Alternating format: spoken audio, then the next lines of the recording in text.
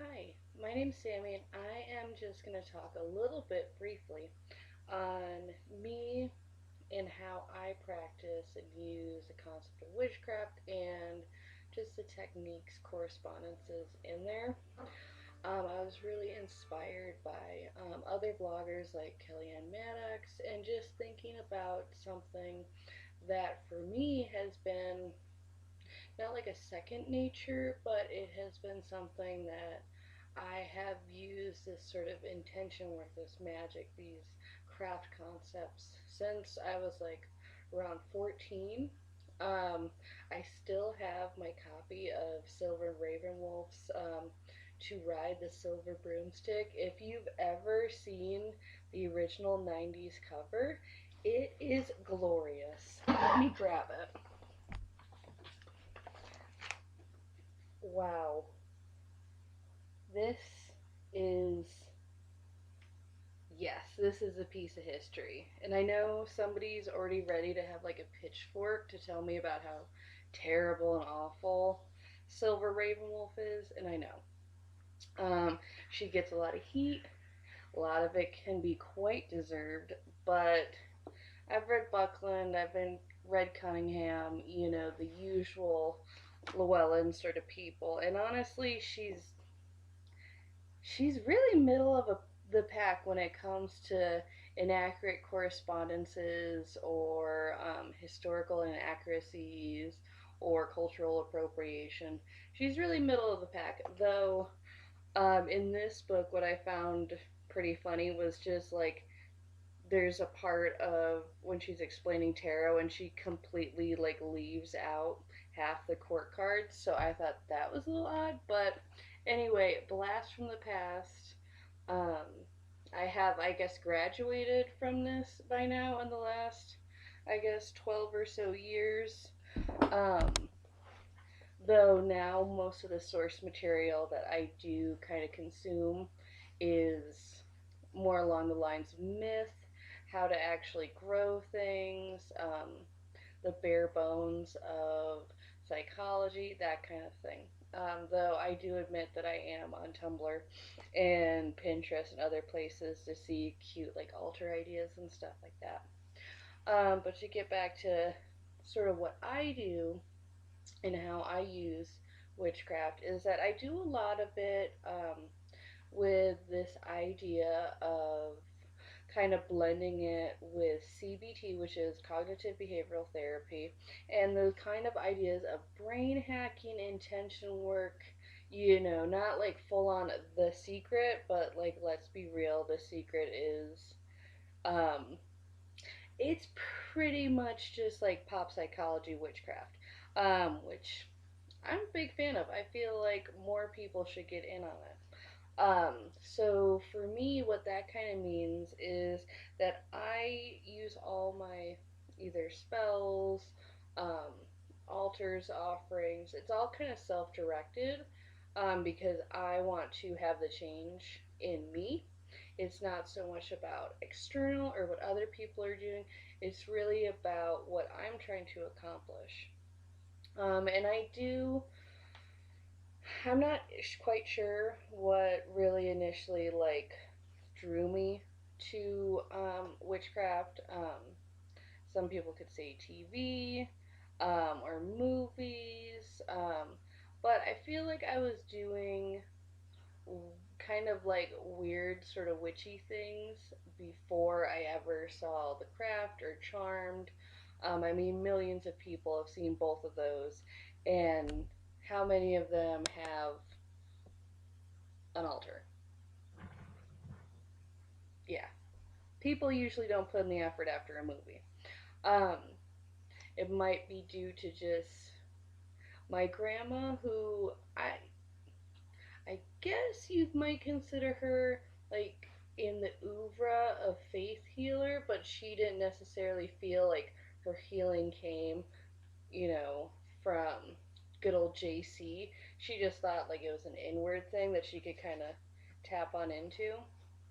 Um, so maybe that had something to do with it, or with my mother's superstitions. But I've always kind of had these little totems and symbols and amulets and kind of doing these specific things in specific ways to sort of, keep myself mindful or focused or what have you. Like, when when I was younger, I would, braid my hair and think of a wish, almost to like seal my intention in that braid. So now as I've gotten older, don't get me wrong, when I was in college, things pretty much lapsed. I always kind of had sort of a kind of shrine type thing going on, um, or sort of a meditation space that had all my odds and ends that brought me joy, or my crystals, or my little Buddhas, or whatever it was. I would have that space. The only time that, even if I wasn't actively reading or studying pagan topics or witchcraft or anything like that, I still maintain that kind of a practice where I would take care of it. Always sensitive towards nature, moon cycles, things like that, trying to see the places in between, if you will. I did have a period where um, I was with somebody who wanted me to like not have that kind of stuff around, or displayed or what have you, and there was just not any space. And I will tell you, even if you aren't active in practicing, um, and maybe I don't know why you'd be watching this if you weren't somehow interested in witchcraft, but for some reason, if that's your thing, um, I found that even though I wasn't active, having that sort of space that I put things that symbolized or represented wishes or dreams or what have you was very important. It did keep me mindful. It did keep me focused on different goals. And I'm not. There's many reasons. For that to be like a weird time in my life. But I feel like now that, like, for the last year or so, I've really come back to not just having that sort of space and holding space with myself in that way, but actively getting back into study of the craft and, of psychology and paganism and mythology, getting more active in that. It's been very interesting to just see my focus become a lot more targeted because doing I'm doing the things with the intentions and the herbs and the little crystals and the stones. I mean, honestly, even if I didn't like all this sort of like woo woo craft stuff, I used to like collect rocks as a kid. I don't know. Rocks are neat. Whether or not they have any special properties. Um, so with me, as just kind of tying back to me as a witch, and kind of owning that archetype and being part of that, for me, it's all self-directed. I am not very interested in controlling external elements. I mean, I'm not going to weigh in on the curse debate because I really feel like your mileage will vary on that one. I can't say that I haven't done any sort of spell or intention work that wasn't directed towards somebody else. Only once was it sort of like in a negative, but more of a binding kind of thing. Like, let's stop this person's energy and mood or words or presence to affect me personally. So that's where I've done any sort of binding or intention work. Um, but for me, the thing that I think kept me from being a full, practitioner, and being really involved in kind of creating a craft or being part of it was because for so long I felt really constrained by the idea that I had to be in a tradition. Um, all of them have pros, cons, all of them like have helped people or whatever. So I don't really knock Wiccans or anybody who's part of a tradition. Like, if that's your thing, that's your thing. I also don't feel any particular persecution for being a non traditional pagany, crafty, witchy sort of, ginger. I've never really felt that. So for me, I've had to kind of just get over feeling like I'm doing it wrong and just kind of create my own thing. Because that's when I kind of had this breakthrough on, what was a common thread in me being drawn to this tradition, me doing this. And it's always been that internal work, that intention, um, what science would call cognitive behavioral therapy, rewiring my brain, remaking connections, um, just like making new connections, paving over old ones, doing that kind of work. That's what I'm always interested in. That's why for me, a lot of using elements or directions or having, the sort of Wiccan deities. Even having like the specific wording in a lot of these holiday rituals just like kind of left me cold a little bit because that's kind of takes me away from my purpose. It's part of why I've never really joined a group. I've been to the local, pagan networks events, and I have friends and coworkers who are into the same things, and I've jammed on topics with people. Certainly studied with folks, but I've never had that like let's all like create a circle and do a thing you know, not really a joiner. Like if it was like a yoga class or a book club, maybe. But for me, all the stuff I do with the craft is so personal, intentional that I'm not even sure how I would like even be able to like get into my usual like witchy intention space if I had all the people around. It would just would not work for me. Because I've had to create a lot of my own things. Because it's all about unlocking the keys in my brain and in my habits and what I want to change, what I want to keep the same, what I want to strengthen. And I'm using kind of these ancient concepts and this essence, these techniques in this sort of like, I guess you could, this self directed modern way.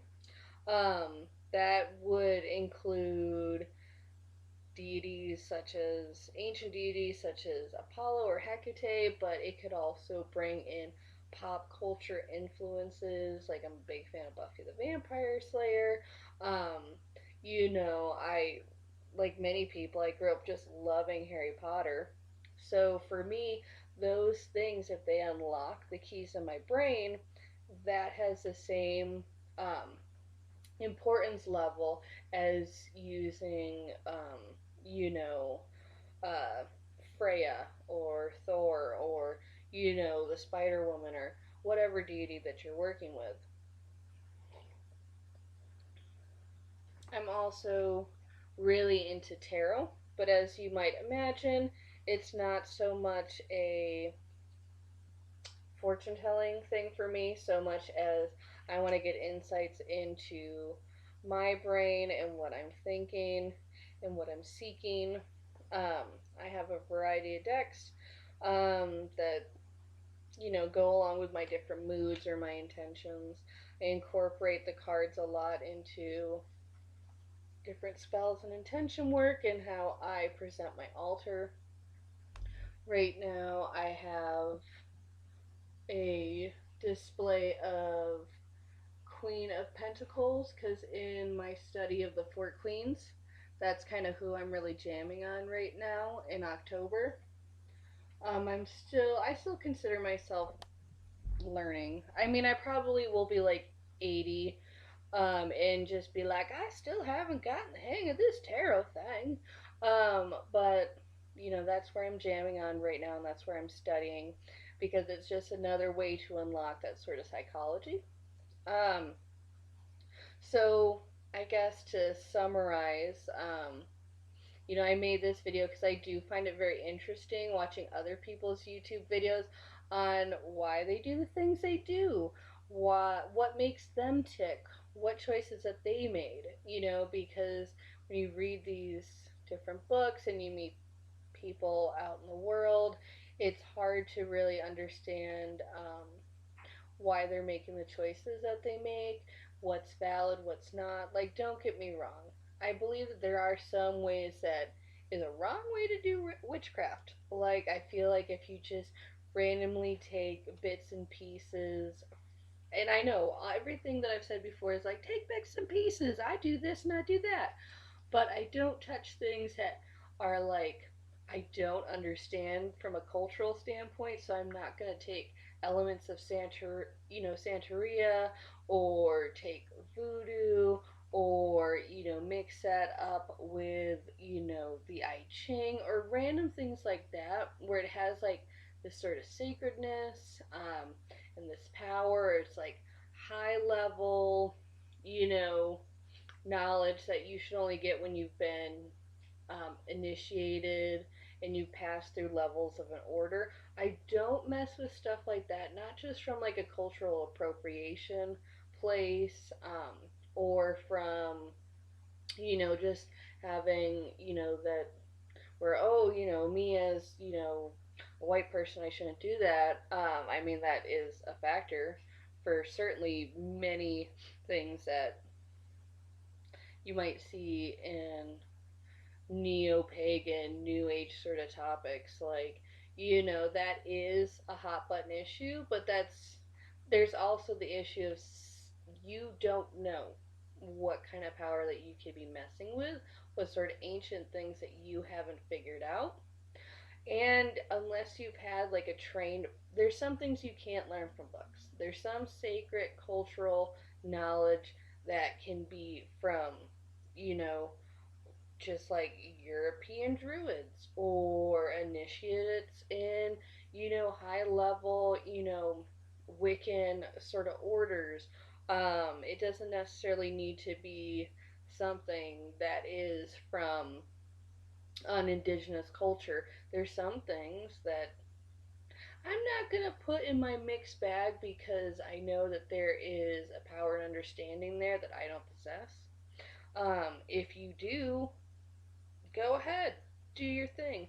For me, when I mix stuff together, it's stuff that I have some knowledge about. I am mindful, and I'm also thinking, does this turn a key in my brain, or is this just cool? Um, not that I'm the arbiter of what is right and what's wrong when it comes to craft work. I'm certainly not. But that's usually how I try to give myself at least some idea of where to mosey. But it's really difficult. Like I said, it's like you can have some of your better judgment that kind of guides you. But, if you look at books and everything, that's not going to be the whole journey. That's not going to give you the like why do people do what they do, especially if you're like me and you're very solitary. Like, just because I don't want us to all be like naked and sky clad, in a circle calling down the rain or something together, that doesn't mean that I don't want to know what other witches are doing or how they're thinking. So I guess this is my first video. That's the disclaimer you all have to make. Maybe I should have made it earlier before I started on this stream of conscious ramble, which did have a plot, because I did a brief mind map in my Book of Mirrors. But other than that, I mostly just kind of rambled at you. Yeah, and this is kind of a way for me to like not just think about what I'm doing, but also give back to the, crafty YouTube, community that I have certainly, appreciated and lurked upon. But anyway, shoot me, I guess, comments, maybe, like, don't be rude, but, yes. That is the end of my video. I probably should have plotted out like a conclusion, but that's just kind of me and how I personally have the broad strokes of how I conceptualized, me as a practitioner of witchcraft and how I think of myself as a witch and kind of how I think about magic. Of course, all of this could be expanded on in wide strokes. Just what magic is could be like a billion videos by itself. But here's just a little bit of an intro about me as a witch. Thanks.